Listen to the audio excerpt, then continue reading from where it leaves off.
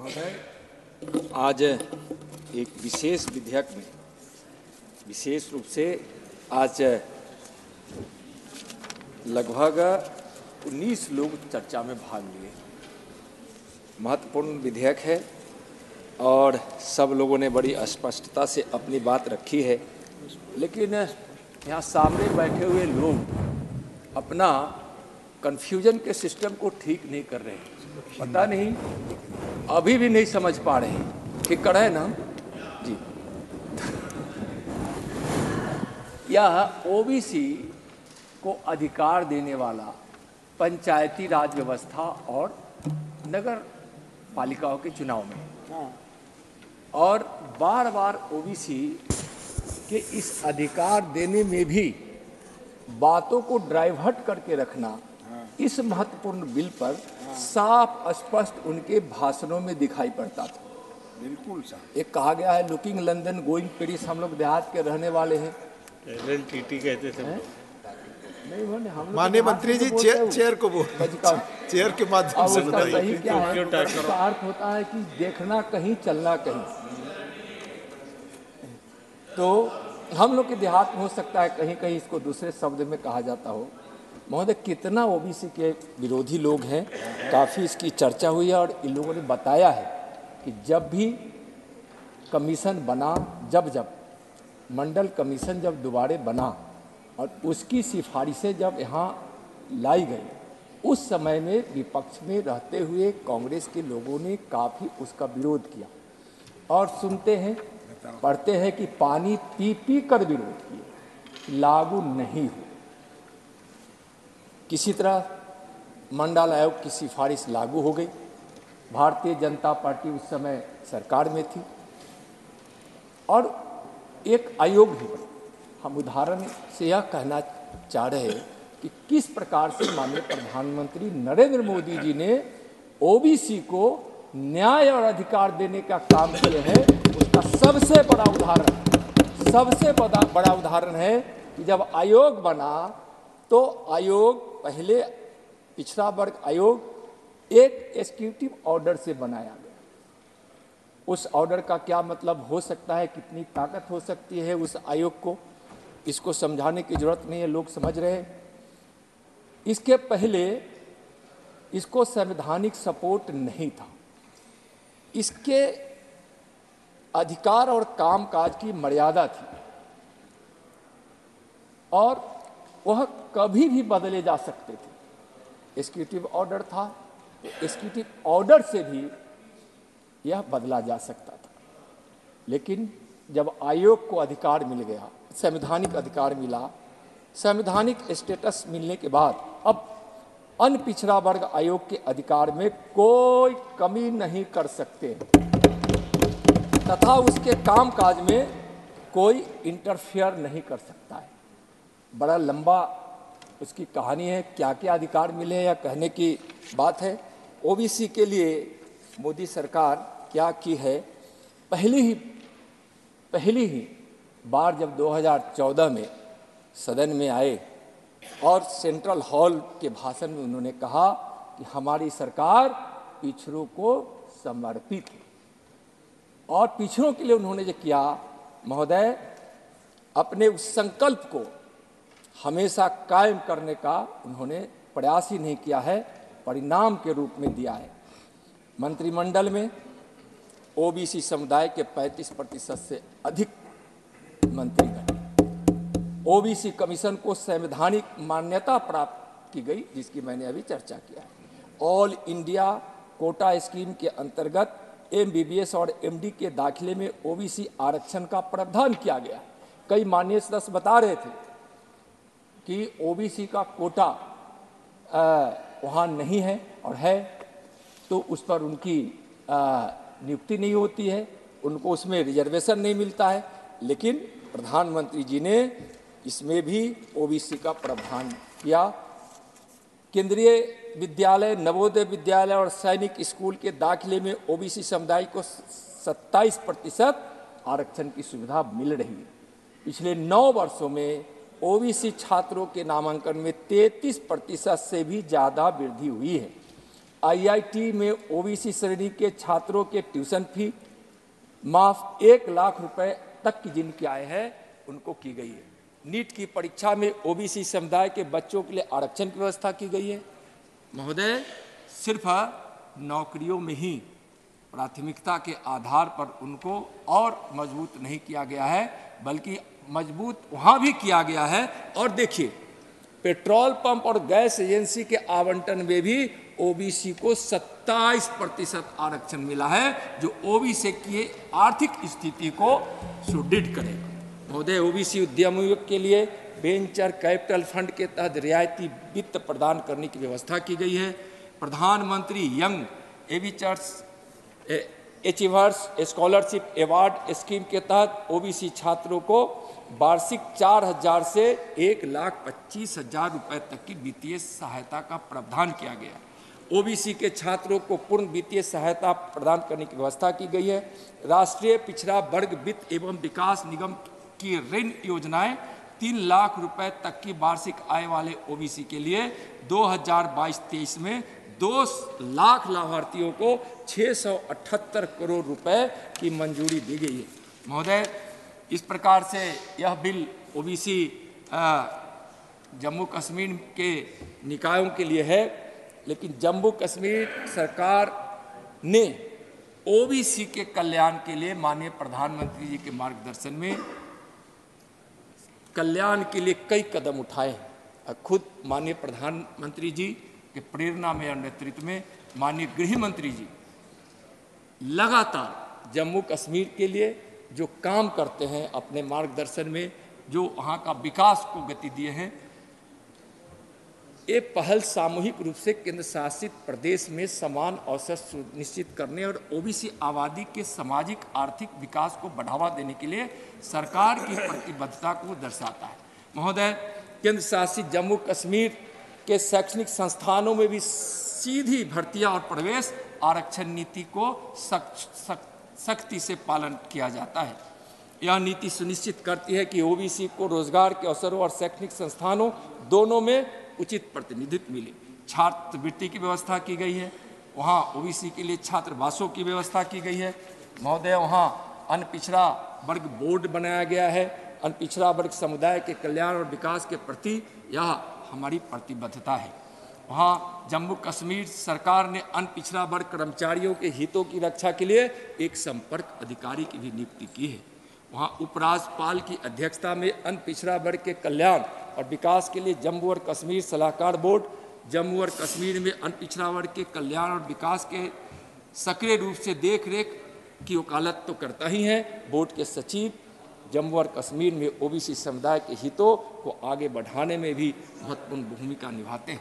कई माननीय सदस्यों ने कहा कि एससी और एसटी के लिए यह सरकार क्या करती है। मैं पूरे देश के एससी एसटी के लिए क्या किया गया है यह सब जानते हैं, लेकिन मैं जम्मू कश्मीर पर बिल है उसके विषय में कहना चाहता हूं कि एससी एसटी महिलाओं, बच्चों और वरिष्ठ नागरिकों सभी को समानता और निष्पक्षता की गारंटी मोदी सरकार ने दी है। पहाड़ी समाज को भी 4% का आरक्षण और अंतर्राष्ट्रीय सीमा के पास के गांवों के निवासियों को भी इसमें आरक्षण दिया गया है। महोदय, बहुत सारी बातें हो रही थी कि जम्मू कश्मीर में 370 धारा हटने के बाद क्या हो। आप इस विषय को लाए हैं, शायद मैं इस पर कुछ न कहूं तो आप सोचेंगे कि जो आप बोल रहे हैं उसमें कहीं दम है, जो ये बोल रहे हैं उसमें 0% भी दम नहीं है और कहीं से कोई सच्चाई नहीं है। 370 धारा हटने के बाद कश्मीर की थोड़ी सी झलक मैं यहाँ देना चाहूँगा। आपने कम समय निर्धारित किए हैं, उसी दायरे में मैं चाहूँगा कि बताऊँ, लेकिन 370 धारा हटने से इस राष्ट्रीय मूल धारा में कश्मीर तो जुड़ा ही जुड़ा है। विकास को तो गति मिली ही मिली है, लेकिन 370 धारा जो इस देश की एकता और अखंडता के लिए बाधा और कलंक था, उसको भी मोदी जी की सरकार ने उसको समाप्त कर दिया है। और आज जम्मू कश्मीर के भाई बहन आज राष्ट्रीय मूलधारा से जुड़े हुए।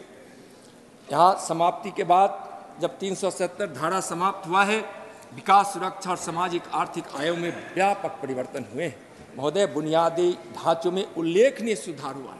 पावर का जनरेशन 70 साल में सिर्फ 3050 मेगावाट, सिर्फ 3050 मेगावाट था। पिछले 5 वर्षों में 5000 मेगावाट बनाएंगे। पीछे जो प्रारंभ किए हैं और आगे आने वालों में 5 साल में 500 मेगावाट बिजली का उत्पादन कश्मीर में होगा। इसकी नींव रख दी गई है और उसका उत्पादन भी प्रारंभ है और लक्ष्य हमारा जो 5 वर्षों में 5000 का है उसको भी पूरा करेंगे।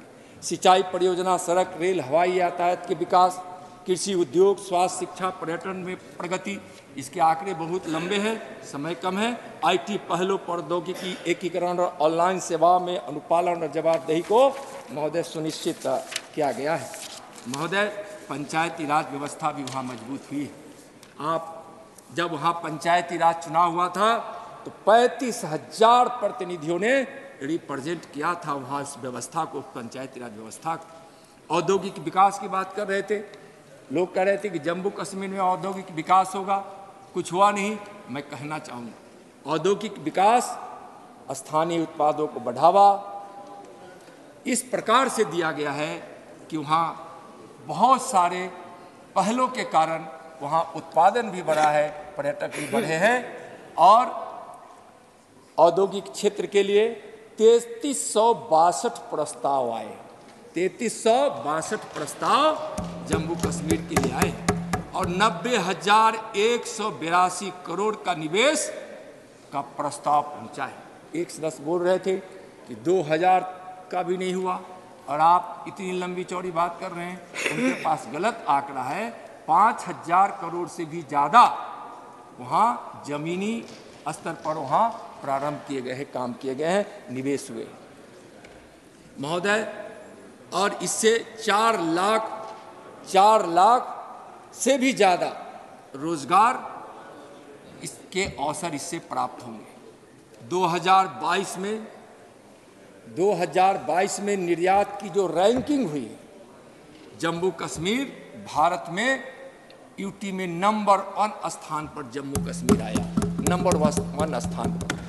भारत सरकार के आतंकवाद के खिलाफ हमारा 0 टॉलरेंस है। कह रहे थे क्या हुआ, घटनाओं का भी गलत आंकड़ा दे रहे थे, लेकिन 370 धारा हटने के बाद जम्मू और कश्मीर में शांति और स्थिरता बनाए रखने के लिए सुरक्षा उपायों को बहुत मजबूत किया गया है। यही कारण है कि जम्मू कश्मीर की सुरक्षा परिदृश्य में अभूतपूर्व सुधार हुए हैं। पत्थरबाजी और संगठित हड़ताल अतीत की बात बन गई है। महोदय, आतंकी घटनाएं काफ़ी कम हो गई है। यहाँ जो इसके कमियों को मैं निश्चित रूप से कहना चाहूँगा, क्योंकि थोड़ा इनको समझ में अच्छे से आए। 2004 से 14 के बीच कुल घटनाएं 7,217। 2014 से 2023 के बीच मात्र 2,224, 69% की कमी आई है घटनाओं। उसको थोड़ा अगर हम बाइफरकेट करके देखते हैं तो इस प्रकार है। कुल मृत्यु नागरिक प्लस सिक्योरिटी फोर्सेज की 2829, 2004 से 14 के बीच में 2829, 2829, वह 2014 से 2023 के बीच में घटकर मात्र 913 हो गई है और 68% की इसमें कमी आई है। हम यह नहीं मानते हैं, हम मानते हैं कि 0 टॉलरेंस है, घटनाओं को भी 0 करेंगे और आतंकवादी को भी समाप्त करेंगे। लेकिन जितनी कमी आई है, जो सुधार हुए हैं, जो कठोर कार्रवाई की गई है, उसका मैं परिणाम यहाँ बता रहा हूँ। नागरिकों की मृत्यु 2004 से 2014 के बीच 1769 हुए थे, जो 2014 से 23 के बीच घटकर 339 हुआ है। इसमें 81% की कमी आई। सिक्योरिटी फोर्सेज की मृत्यु जो 2004 से 2014 के बीच हुआ था, वह 1060 था, जो 2014 से 2023 में घटकर 574 हो गया और 46% की कमी आई महोदय। और जो स्टोन पेल्टिंग की जो नागरिकों की मृत्यु होती थी स्टोन पेल्टिंग में, वह 112 था। जो 2010 की बात मैं बता रहा हूँ, स्टोन पेल्टिंग में नागरिकों की मृत्यु 112 थी, वह घटकर 0 हो गई है, 0। स्टोन पेल्टिंग में जख्मी नागरिक और सिक्योरिटी फोर्सेस की संख्या 2010 में 2004 से 2010 तक 6,235 था, वह भी घटकर 0 हो गई है, यानी कि 100% की इसमें कमी आई है। महोदय, मैं जरूर यह अंत में कहना चाहूँगा कि यह विधेयक बहुत ही महत्वपूर्ण है। यह विधेयक जो लाया गया है, इसमें कुछ 3 प्रकार के सुधार की बात है। इसमें जम्मू कश्मीर में जो पंचायती राज व्यवस्था है, उस पंचायती राज व्यवस्था और नगर निगम में जो वहाँ जनप्रतिनिधियों के चुनाव में अब तक आरक्षण नहीं था, वह इस प्रावधान से आरक्षण होगा। उसमें महिलाओं को भी 30% के आरक्षण की व्यवस्था है महोदय। इसके अलावा इसमें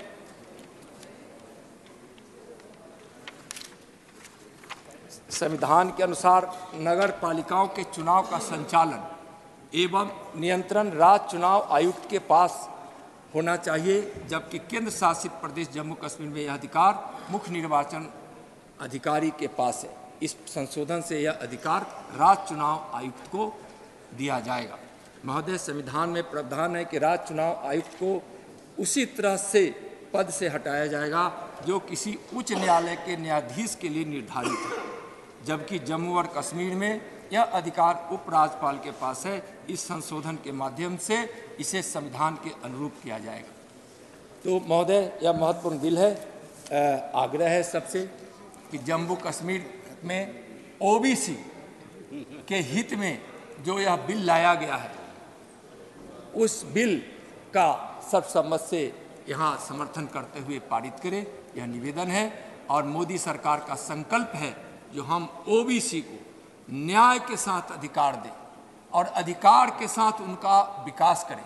और हमारे माननीय प्रधानमंत्री जी के नेतृत्व में जिस प्रकार से इस देश से गरीबी मिटे, चूँकि ओबीसी एक बड़ा वर्ग है, शेड्यूल कास्ट और शेड्यूल ट्राइब भी एक बड़ा वर्ग है, तो एक वाक्य कहकर मैं अपनी वाणी को समाप्त करना चाहूँगा। विवेकानंद की एक भविष्यवाणी थी कि 21वीं सदी में भारत वैसा भारत होगा जिसमें कोई भूखा, कोई नंगा, कोई बेघर, कोई बेबस और कोई अशिक्षित नहीं होगा। विवेकानंद जी से विदेश यात्रा के समय किसी ने पूछा था कि तुम तो उस देश के सन्यासी हो जो देश भूखा है, जो देश नंगा है, जो देश बेबस है, जो देश अशिक्षित है, जो देश के लोग बेघर हैं। उस समय उन्होंने यह भविष्यवाणी की थी 21वीं सदी के, कि हमारी भारत माँ विश्वगुरु बनी हुई है और हमारी भारत माँ की धरती पर भारत माँ की गोद में कोई बेबस नहीं है, कोई भूखा नहीं होगा, कोई अशिक्षित नहीं होगा, कोई बेघर नहीं होगा। और वह भविष्यवाणी करने वाले विवेकानंद जी के बचपन का नाम भी नरेंद्र, और आज दुनिया के सबसे लोकप्रिय नेता, भारत के कर्मयोगी प्रधानमंत्री, अध्यात्म पुरुष, यशस्वी प्रधानमंत्री आदरणीय नरेंद्र मोदी जी का भी नाम नरेंद्र है। एक नरेंद्र ने भविष्यवाणी की थी, दूसरा नरेंद्र उसको पूरा कर रहे हैं। जरूरत है सबको मिलकर इसके लिए काम करने की। और भारत माँ तेरी जय हो विजय हो, इसी गुणगान से भारत गुंजयमान हो और हम इसमें अव्यय बने। बहुत बहुत धन्यवाद। धन्यवाद माननीय नित्यानंद जी।